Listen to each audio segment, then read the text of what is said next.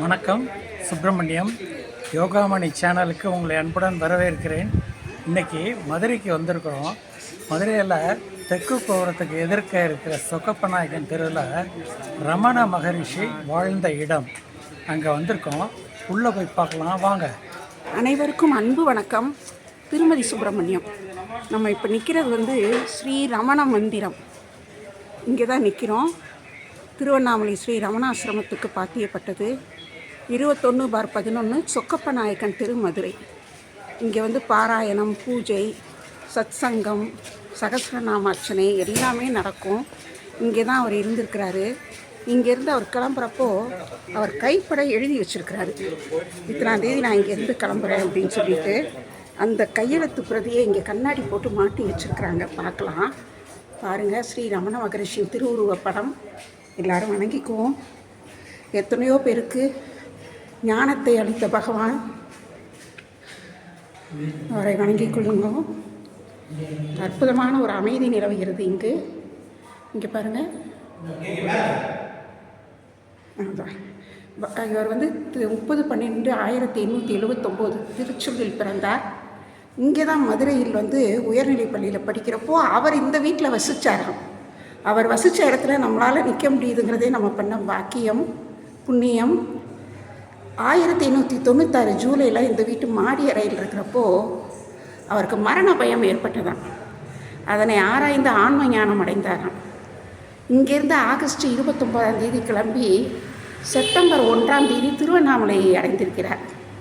அங்கே 1950 ஏப்ரல் 14 வரைக்கும் ஞான சூரியனாக திகழ்ந்திருக்கிறார். மௌனம், அருட்பாவை மூலம் தம்மை நாடி வந்த அனைவருக்கும் அமைதி, ஆனந்தம், ஆன்ம ஞானத்தை அருளியிருக்கிறார். இன்றைக்கும் ரமண மகரிஷியை வணங்குறப்போ நமக்கு அமைதியும் ஆனந்தமும் சித்திக்கும், ஆன்ம ஞானம் சித்திக்கும் என்பது அவர் வாக்கு.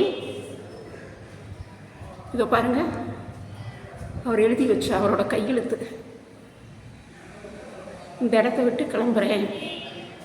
தன்னோட 16 வயசில் ஞானம் அடைந்த பிறகு இங்கேருந்து கிளம்புகிறேன்னு சொல்லிட்டு இங்கேருந்து அலமாரியில் எழுதி வைத்த கடிதம். இந்த இடத்த விட்டு கிளம்பி விட்டேன் அப்படின்னு எழுதியிருக்கிறாரு. அவருடைய புத்தகங்கள் இருக்குது. மாடியில் அவர் வசித்த அறையை பார்க்கலாம் வாங்க. ரமண மகரிஷியை வணங்கிக் கொள்வோம். திருவிளக்கை வணங்குவோம். இங்கேருந்து படியில் ஏறி அவர் வசித்த அறையை பார்க்க போகிறோம் வாங்க. இந்த இடத்துலலாம் அவர் நடந்திருக்காருன்னு நினைக்கிறப்பவே நமக்கு மெய்சில் இருக்குது. அவர் நடந்த இடத்துல நம்மளும் நடக்கிறோம். நம்முடைய நூற்றாண்டில் எத்தனையோ பேர் அவரை பார்த்துருப்பாங்க. நமக்கு புறக்கண்ணால் தரிசிக்க முடியும்னு இல்லாமல் அகக்கண்ணால் தரிசிப்போம். அவர் வசித்த அறைக்குள்ளே வர்றோம். நிஜமாகவே மெய்சில் இருக்குது. எனக்கு கையெல்லாம் நடுங்குது எனக்கு. இங்கே பாருங்கள், இந்த அறையில் தான் அவர் இருந்திருக்கிறாரு. இங்கே இருந்தப்போ எல்லாரையும் போல் அவருக்கு மரண பயம் ஏற்பட்டதான். அதிலிருந்து விடுதலையாகி ஆன்ம ஞானம் பெற்றுவிட்டு இங்கிருந்து கிளம்பியிருக்கிறாரு. அவருடைய அருட்பார்வை நம்ம மேலே படுது. எத்தனையோ வருஷமாக மதுரையில் இருந்திருக்கேன். இன்றைக்கி தான் இந்த இடத்துக்கு வரக்கூடிய ஒரு புண்ணிய பலன் எனக்கு கிடச்சிருக்கிறது. இதுவும் அவருடைய அருள் தான். அவரை வணங்கி நமக்கும் அவர் ஆனந்தத்தையும் அமைதியையும் ஆத்ம ஞானத்தையும் தரணும்னு வேண்டிக் கொள்கிறோம். எல்லாருக்கும் எல்லா நல்லதும் நடக்கணும்னு வேண்டிக்கிறோம். எல்லாரும் வணங்கிக் கொள்ளுங்கள். இந்த அறையில் தான் இவர் இருந்திருக்கிறார். இந்த அறையில் இருக்கிற அலமாரியில் அவர் கைப்பட எழுதி வச்ச கடிதத்தை தான் அங்கே கீழே நம்ம பார்த்தோம். நல்லா தரிசனம் பண்ணிக்கோங்க, வணங்கிக் கொள்ளுங்கள். இந்த அறையில் தான் அவர் இருந்திருக்கிறாராம். இந்த இடத்துல நம்மளும் இன்றைக்கி நிற்கிறோம். இதுவே நமக்கு ஒரு பெரிய பலன். படிகளில் இறங்கி அவர் தங்கியிருந்த அறையை விட்டு கீழே இறங்குகிறோம். இந்த வழியாகத்தான் அவரும் திருவண்ணாமலைக்கு கிளம்பியிருக்கிறாரு. அவருக்கு இறைவன் அருள் அப்படி கிடச்சிருக்குது.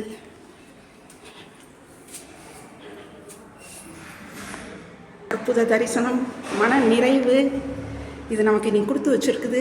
அவர் அருள் எப்போவுமே மகான்களை வணங்கணும்னா அவங்களோட அருள் நமக்கு கிடைக்கணும். அப்படி இருந்தால் தானே நமக்கும் அவங்கள வந்து பார்க்க முடியும். இத்தனை வயசில் இத்தனை வருஷம் மதுரையில் இருந்து இன்றைக்கி தானே எனக்கு அவரை பார்க்க முடிஞ்சிருக்குது. நன்றி நன்றி நன்றி. அவர் கைப்பட எழுதின கடிதம் என்ன எழுதியிருக்கிறாருன்னு பாருங்கள். நான் என் தகப்பனாரை தேடிக்கொண்டு அவருடைய உத்தரவின்படி இவ்விடத்தை விட்டு கிளம்பிவிட்டேன். இது நல்ல காரியத்தில் தான் பிரவேசித்திருக்கிறது. ஆகையால் இந்த காரியத்துக்கு ஒருவரும் விசனப்பட வேண்டாம். நமக்கு இனிமேல் கவலையே இல்லைங்க. இதை பார்ப்பதற்காக பணமும் செலவு செய்ய வேண்டாம். இதைன்னு அவர் சொன்னது என்ன தெரியுமா? தன்னைத்தானே தான் சொல்லிக்கிறாரு. பகவான் தனது 16வது வயதில் ஞானம் அடைந்த பிறகு 29/8/1896 அன்று இந்த வீட்டை விட்டு புறப்படும்போது இங்கே இருந்த அலமாரியில் எழுதி வைத்த கடிதம். பார்த்துக்கோங்க. கடவுளுக்கு நன்றி நன்றி நன்றி. இந்த வீடியோ பார்க்குற எல்லாருக்கும் எல்லா நன்மைகளும் கிடைக்கட்டும்னு கடவுளை வேண்டிக் கொள்கிறோம். இந்த வீடியோ எல்லாருக்கிட்டையும் ஷேர் பண்ணுங்கள், பாருங்கள். நன்றி நன்றி நன்றி. அனைவருக்கும் நன்றி, அனைவருக்கும் நன்றி. இறைவனருள் இறைவனருள் இறைவனருள்.